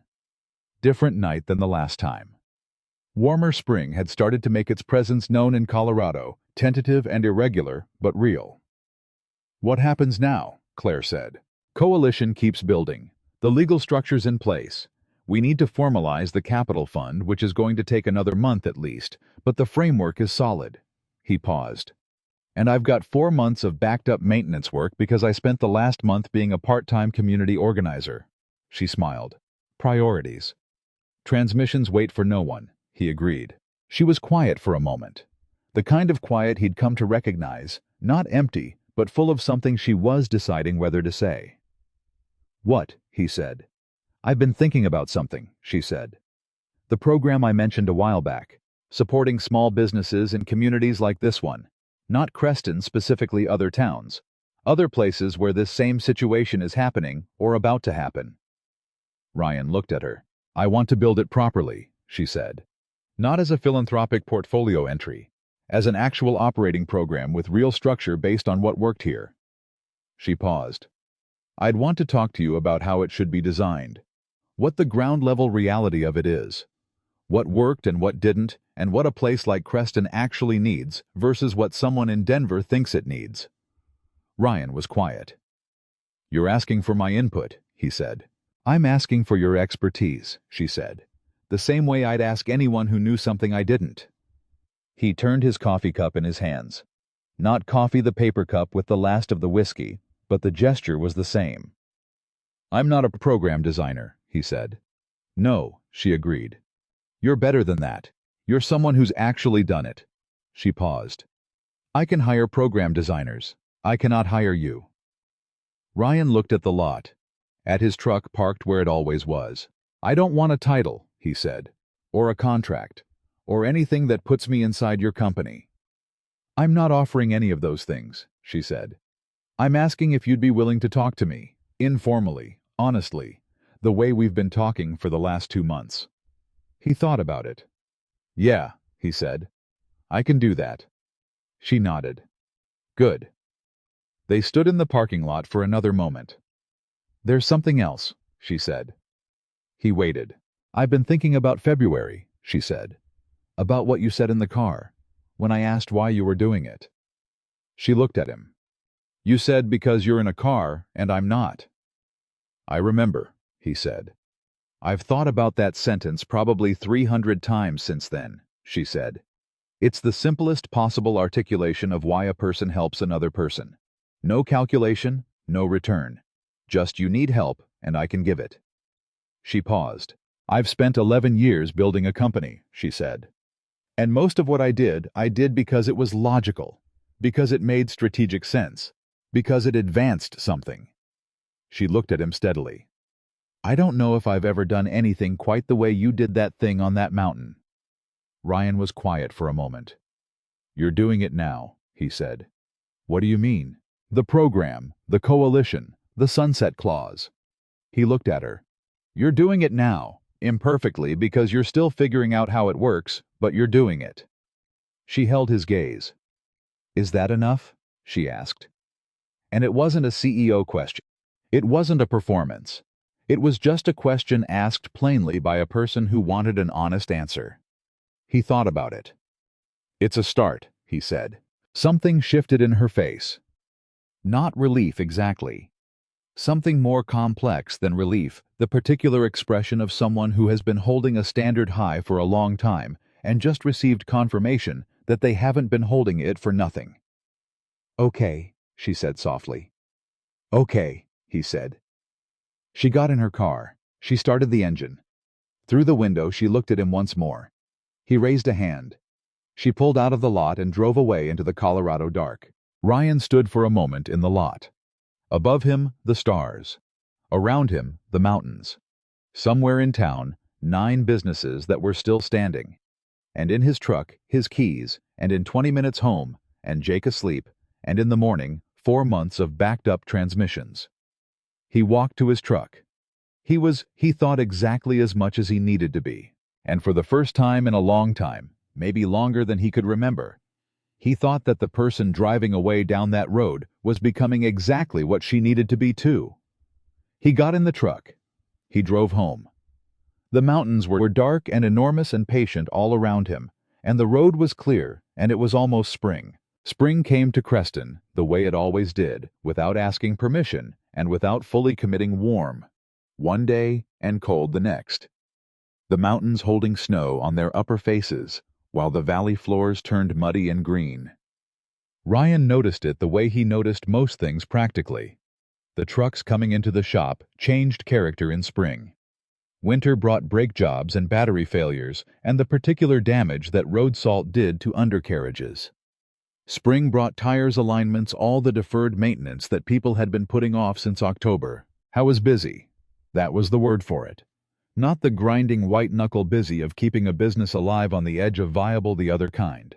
The kind where the work came in faster than he could schedule it, where he had to call Earl Patterson and ask if Tuesday could become Thursday, where he found himself thinking for the first time in years about whether he should hire someone. The coalition was part of it. The second article had done what good journalism does. When it finds a real story, it traveled. People shared it. A radio station in Grand Junction ran a segment. A larger outlet in Denver picked up the follow-up. The San Juan Small Business Coalition became briefly and improbably a thing people outside of Creston had heard of. And one of the side effects of people outside of Creston hearing about it was that some of them drove to Creston, looked around, and decided to leave money there. Dennis sold more hardware in April than he had in any April in the last decade. Pat ran out of pie 3 weekends in a row. 3 of the businesses on the acquisition list reported their best quarters since before the recession. Ryan's shop had a 2-week backlog for the first time in 9 years. He told Jake about it on a Thursday evening sitting at the kitchen table after dinner. Jake was working on a book report. Ryan was looking at his schedule on his laptop trying to find where he was going to fit Earl Patterson's alignment. If I hired someone, Ryan said, it would have to be the right someone. Jake didn't look up from his book report. What does the right someone look like? Knows what they're doing, doesn't cut corners, works clean. Ryan paused. Honest. What about Danny Reyes? Jake said, still not looking up. He fixed Mr. Holt's lawnmower last summer, and it worked better than before it broke. Ryan looked at his son. Danny Reyes was 22, had grown up in Creston, had taken automotive courses at the same community college Ryan had attended, and had been working at a shop in Montrose for the past 2 years, because there hadn't been enough work in Creston to hire him. Ryan had known his father for 15 years. "You know about Danny Reyes and the lawnmower," Ryan said. "Mr. Holt told me," Jake said. "He said Danny has good hands." Ryan sat back. Dennis had said the same thing to him in passing 2 months ago. Ryan had filed it and not acted on it because 2 months ago the shop's future had been less certain. The shop's future was more certain now. He called Danny Reyes the next morning. The conversation lasted 11 minutes. By the end of it, Danny was coming in on Monday to look at the shop and talk through terms. Ryan hung up and went back to the bay and thought about his father, who had hired Ryan's first mentor the same way, not with a formal process, not with applications, but because someone he trusted said the person had good hands. Some things didn't need to be reinvented. Claire called that afternoon. She called 3 or 4 times a week now, sometimes for specific reasons. A question about the capital fund structure, an update on the program. She was building a legal clarification about the coalition, and sometimes for no reason that either of them named explicitly. Those were the calls that lasted longer. "The program has a name," she said. "We're calling it the Ground Floor Initiative." "That's good," Ryan said. "It's your language," she said. "You said infrastructure in the shop that day. The foundation, not the building. Someone on my team turned it into ground floor." She paused. "I wanted you to know it started with you." Ryan was quiet for the moment. "How far along is it?" he said. "We're piloting in 3 communities outside of Colorado. A town in rural Michigan, 1 in eastern Tennessee, 1 in New Mexico. All similar profiles to Creston existing community infrastructure small business ecosystem under pressure, no organized collective capacity." She paused. "We're using the coalition model as the template, sunset clause included. Are the communities driving the structure, or are you—" "They are," she said. "I sent people to listen before I sent anyone to propose anything. 2 weeks of listening per community before a single framework document was presented." He exhaled slowly. "That's the right way." "I know," she said. "You told me. You listened. I'm trying to make a habit of it." He smiled. He was in the shop, a car half finished on the lift, and he was standing at the workbench smiling at something a person said on the phone, which was not something he had done in a long time. He was aware of it in the specific way you're aware of something you'd forgotten was possible. "I'm hiring Danny Reyes," he said. "The lawnmower kid. Jake told you about that." "Jake tells me things," she said. "He's a very complete communicator." That was true. Jake had taken to calling Claire on the occasions when Ryan was in the shop and Jake, home from school, had something he wanted to discuss immediately, and his father was unavailable. Ryan had found out about this on a Tuesday. When Claire mentioned something Jake had told her about a science test, and Ryan had to reconstruct the timeline of events to understand how Claire knew about a science test he hadn't heard about yet. He had not told Jake to stop. He was honest with himself about why. "Danny's good," Ryan said. "And he needs work that keeps him here. Creston needs people who stay." "The coalition should formalize that as part of its charter," Claire said. "Local hiring as a stated value. Not a mandate, but a stated preference with teeth." "I'll bring it to the group," he said. "How's Dennis?" "His son-in-law is taking over the property management company full-time. Dennis is talking about expanding the store into the space next door." "The vacant one." "Was vacant," Ryan said. "Someone signed a lease on it last week. Artisan pottery." A pause. "Is that—" "It's fine," Ryan said. "Different customer, different draw. Dennis thinks it'll bring foot traffic." He paused. "He's probably right." The conversation moved, the way their conversations moved now, without the careful circling of the early months, without the particular formality that had covered the distance between their lives, like a lid on something that needed air. It was easier than it should have been, probably. He'd thought about that. about why two people from completely different worlds found each other easy to talk to. He'd decided it was because neither of them was trying to impress the other anymore. That stage had passed sometime around the hardware store meeting, and what was left was just two people who happened to think clearly and speak plainly. He found it restful. That was the word he'd landed on. Talking to Claire was restful in the way that the right kind of work was restful, the kind where you know what you're doing, and it's hard, but it fits. She had to get back to a meeting. She said goodbye the way she always did now, without the CEO polish, just straightforwardly. He said goodbye and hung up and went back to the car on the lift. Danny Reyes came in on Monday. He was a compact, quiet young man with his father's eyes and his mother's precise way of doing things. He walked the shop without being prompted, looking at the equipment, the organization, the current job on the lift. He asked 3 questions, all of them specific and correct. Ryan showed him a problem on the car. He was working on a transmission issue with a wrinkle in it and watched Danny think through it in real time. Danny said the secondary output shaft bearing. The primary symptom's the noise, but the failure is back here. You sure? Ryan said. Pull the secondary housing and look, Danny said. Not arrogantly, just factually. Ryan pulled the housing. Danny was exactly right. Ryan hired him on the spot. Danny started Thursday. By Friday afternoon, he was working clean and fast and asking questions that told Ryan he was thinking 3 steps ahead on every job. By the following Tuesday, Ryan had moved Earl Patterson's alignment off his own schedule and onto Danny's, and Earl called at the end of the day to say the truck felt better than it had in 5 years. Ryan told Danny that and watched the kid try not to look proud of it. Good work, Ryan said. That's how this shop runs. Mr. Mitchell, Danny said. Can I ask you something? Ryan, can I ask you something? Go ahead. Why'd you stay? Danny said. After Ms. Mitchell. He stopped himself. After everything. Why'd you stay here? You could have gone anywhere. Sold the shop, taken. Jake somewhere bigger. Why Creston? Ryan was quiet for a moment. He looked around the bay, the tools on the pegboard, the hand-lettered sign visible through the window, the drawing still on the office wall, mountains with dinosaur teeth. Because when you've got something real, he said, you don't leave it, you build it. He paused. And because my son needed to see me do that. Danny nodded slowly.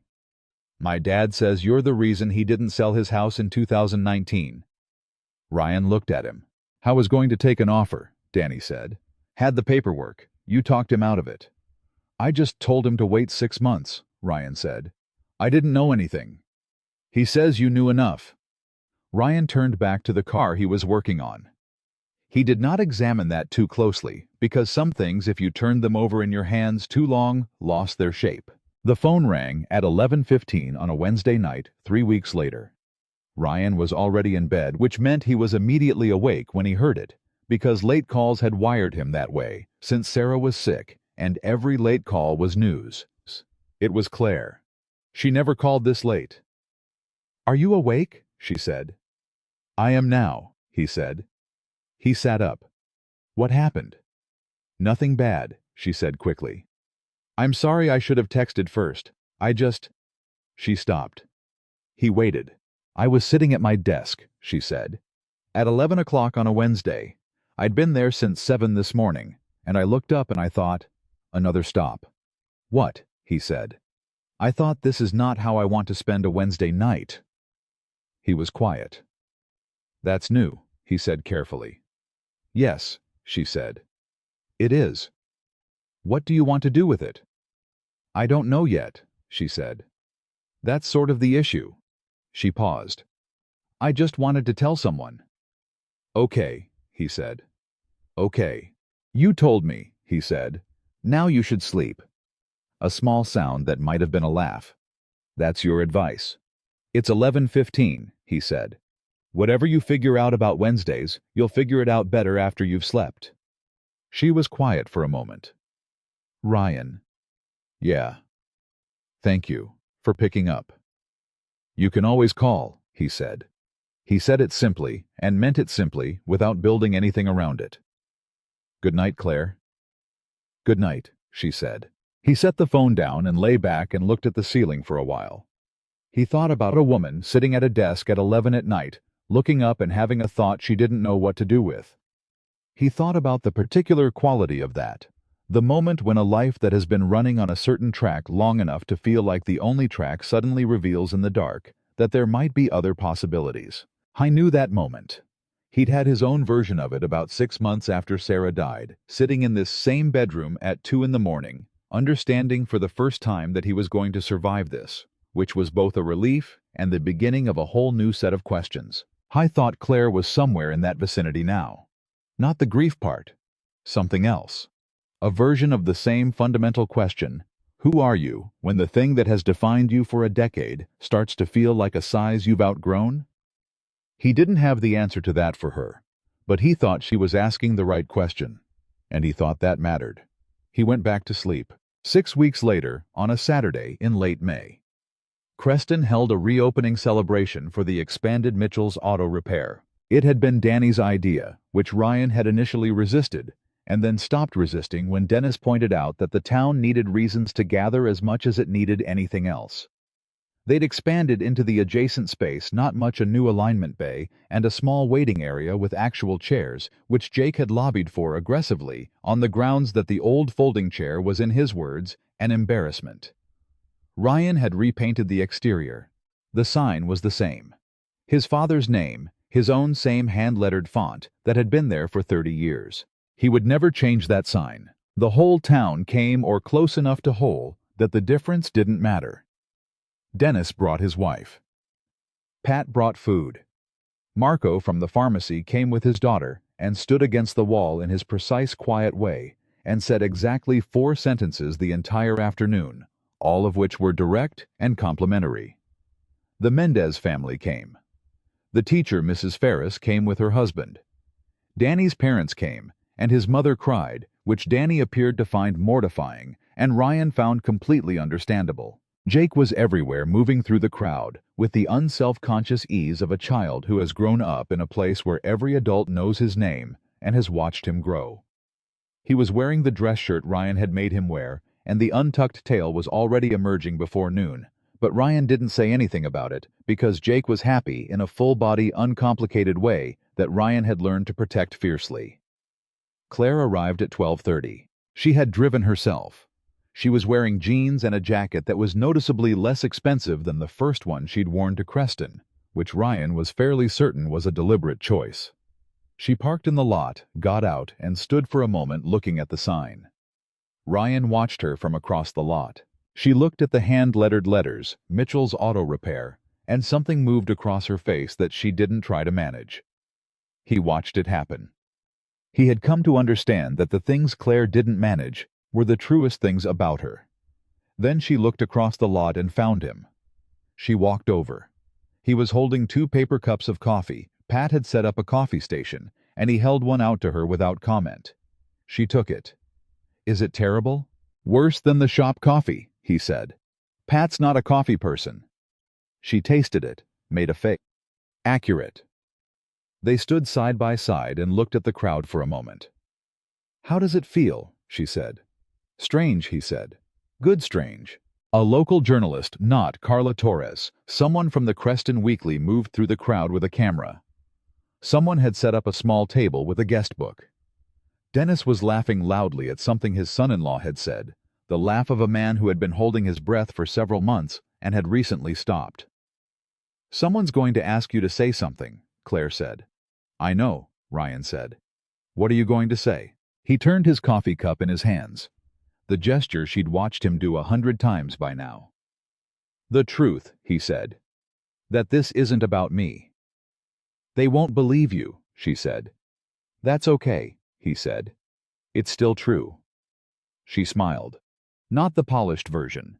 The real one, the one that had been appearing with increasing frequency over the past several months. The one that made her look like a different person, or maybe the same person with the performance removed. Then Dennis appeared at Ryan's elbow and said, "People are expecting words," in the tone of a man conveying non-negotiable information, and Ryan set down his coffee and walked to the front of the gathered crowd. He stood there for a moment, looking at them.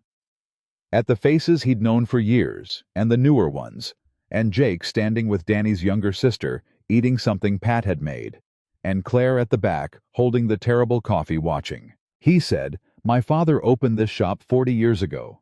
He fixed cars for people who needed their cars fixed, and he charged them what they could afford. And he did it right the first time, because that was what he believed work should be." He paused. "I've been trying to do the same thing for 9 years. I haven't always gotten it right, but I've always tried." He looked at the crowd. "What happened this spring wasn't about this shop," he said. "It was about every business in this town that someone decided wasn't worth fighting for. It was about Dennis's store, and Pat's diner, and Marco's pharmacy, and every neighbor who's kept this place running on the basis of trust and relationship for longer than any of us have been adults." He stopped. "They were wrong when they thought we wouldn't fight, and we proved it." The crowd was quiet. "I didn't do that," Ryan said. "We did. And that's the only reason any of this means anything." He stepped back. The crowd applauded and someone cheered, and Jake caught his eye from across the lot and gave him a thumbs up with the serious deliberateness of a child who has decided this moment deserves formal recognition. Ryan smiled. He went back to where Claire was standing. "Good," she said. "Short," he said. "Good and short," she said. "Best kind." They stood together and watched the crowd move and talk and eat Pat's food. Jake migrated toward them eventually, with the unerring instinct he had for finding his father in any group of people, and stood between them eating something on a napkin. "Dad," Jake said. "Yeah." "Danny said he's going to teach me to change a tire next weekend." "That right?" "He said it's a life skill." "It is," Ryan agreed. Jake looked up at Claire. "Do you know how to change a tire?" "No," Claire admitted. Jake looked genuinely concerned. "You should probably learn," he said. "Considering." A beat. Then Claire laughed the full version unguarded, and Ryan watched it happen and thought that was the sound of something that had been loosening for months finally coming all the way free. "Considering what happened on Route 9, Ryan clarified for her because Jake had left that part unspoken. "I figured," she said, still laughing. Jake, satisfied, went back to the food table. The afternoon stretched on. People came and went. At some point, someone brought out a guitar and played it badly, and nobody minded.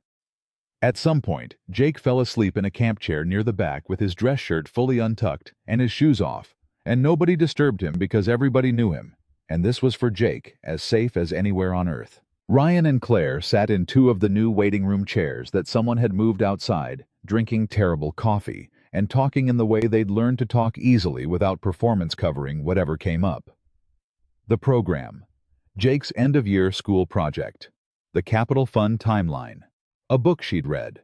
A problem with the new alignment bay's hydraulics that Danny had caught before it became a real issue, which Ryan described in detail, and Claire followed more carefully than someone without mechanical knowledge should have been able to, because she'd been listening to him talk about cars for months. At one point she said, without context, "I'm going to take Fridays."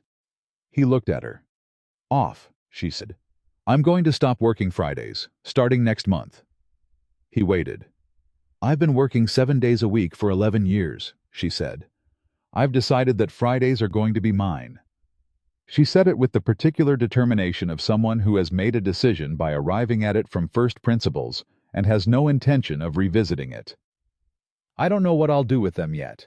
"You'll figure it out," he said. "What did you do after Sarah, when you had to figure out how to have a life that wasn't the one you'd planned?" The question landed cleanly without apology for its weight. That was how she asked hard things now, directly, because she'd understood that he preferred directness to the alternative. He thought about it honestly. "I made dinner," he said. "Every night, even when it was bad, even when Jake wouldn't eat it." He paused. "It sounds small, but it was the thing I could control. I could make dinner. So I did it, and I got better at it, and eventually the thing I could control got bigger." He paused again. "Find the thing you can do. Do it. The rest follows." She looked at him for a long moment. "You're a very unusual person," she said. "So I've been told." "By who?" "Jake, mostly." She smiled. The sun was starting to drop behind the mountains. The crowd had thinned. Danny was helping stack chairs. Dennis and his wife were saying their goodbyes in the particular way of people who've been married a long time and have developed a shared goodbye language. Jake slept on in his camp chair, untroubled by the world. Claire looked at Ryan.